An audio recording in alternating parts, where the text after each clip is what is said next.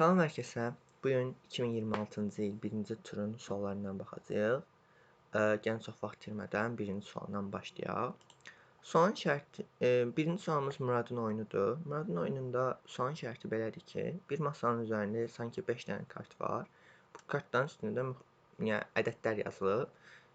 Bizim məqsədimiz nədir? Buradan bəzi kartları çıxardacağıq və qalan kartların cəmində minimum eləməyə çalışacağıq.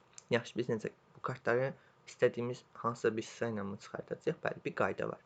Bu qayda da belədir ki, biz 2 dənə üzərində ya 2 dənə ya da 3 dənə eyni rəqəm yazılmış kart varsa, yəni 3 dənə eyni kart və yaxud da 2 dənə eyni kart varsa, onları o dəstədən çıxarda bilərik və qalan kartlar da masanın üstündə qalır. Bunu bir dəfə eləyə bilərik və bunu eləyəndən sonra mən masanın üstündə qalan kartların cəmi ən minimum neçə ola bilər, onu tapmağa çalışıram. 5 dənə dediyimiz kimi kart var deyə və bu həmişə sabitdir deyə sualın şərti həlli əslində çox asandır. Bunun üçün nə edirik? Gəlin baxaq. Məsələn, bir dənə nümunələrə baxaq. Deyir ki, 2 dənə 3 var, 2 dənə 7 var. Mən indi buradan hansını çıxarda bilərəm? Əlbəttə ki, 2 dənə 7-ni çıxartsam, qala biləcək ən böyük minimum cavab 3 və digər 3, bir də 20, yəni 26 olur. Aşağıdakı test case'də heç bir eyniliyi yoxdur. Hamısı müxtəlif ədədlər olduğu üçün heç bir şey çıxarda bilmirəm.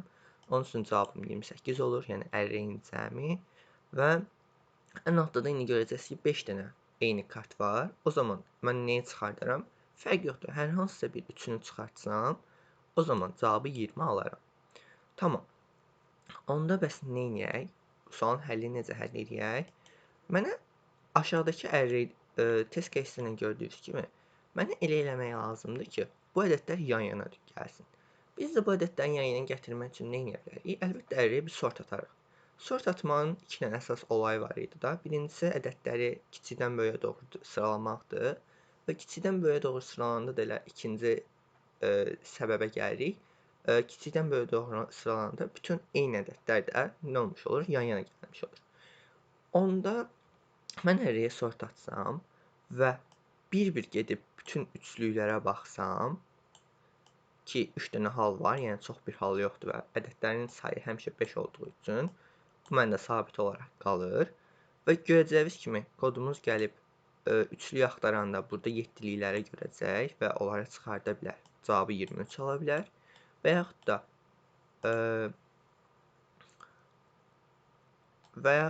da altdakı test case'də gördüyünüz kimi məsələn burada bunu tapa bilər, bunu tapa bilər.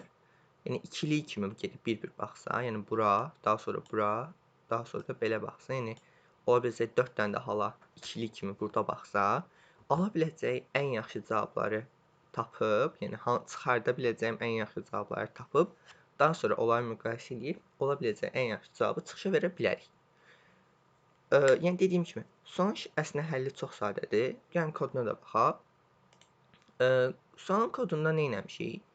Bir dənə mən array'dən istifadə eləmişəm burada. Yəni 5 dənə ədəd götürüb onları sort atmaq əvəzinə mən bir dənə array götürmüşəm və onları sort atmaq üstünlüyü tutmuşam. Bir dənə də sum'um var. Bu da array'in cəmini göstərir. Input almışam. Daha sonra sortlamışıq. Sort atmağın da dediyimiz kimi əsas məqsədimiz eyni olan ədədlər yan-yana gəlməkdir. Daha sonra max 0 var. Bu kodda nə ifadə eləyəcək? Biz BD-də çıxışa sum çıxılsın max'ı verməyə çalışacağıq. Bu max'da əgər cavabı minimum almaq istəyirəmsə, çıxardacağım ədədlərin cəmi də bacardığı qədər maksimum olmalıdır. Ki, sumdan 10 çıxanda geridə qalan ədəd bacardığı qədər minimum olsun. Ona görə mən bacardığı qədər gedib yoxlayıram.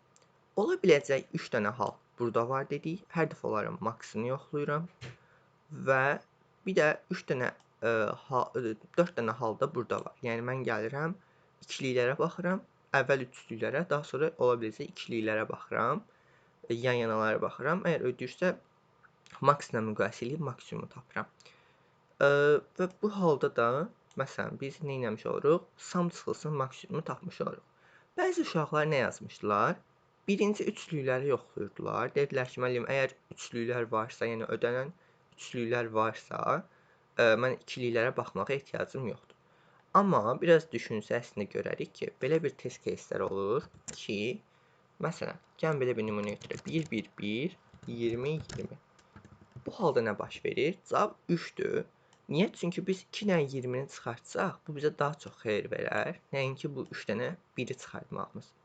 Ona görə mən burada else şərti yox da, if şərti yoxlayıram ki, birini tapdınsa durma. Bəlkə ola bilər ki, bizim növbəti iflərimizdə daha yaxşı bir cavab tapmış olarıq. Belə, bu ilə də, bu həllə də sualı bitirmiş oluruq.